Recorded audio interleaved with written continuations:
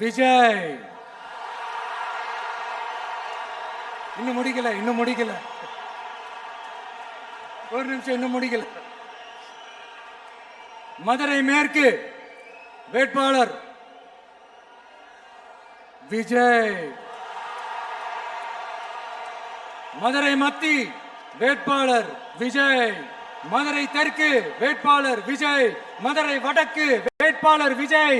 Melur Vijay. Cholavandan Vijay. Thiruparankundram Vijay. Thirumangalam Vijay. Usilampatti Vijay.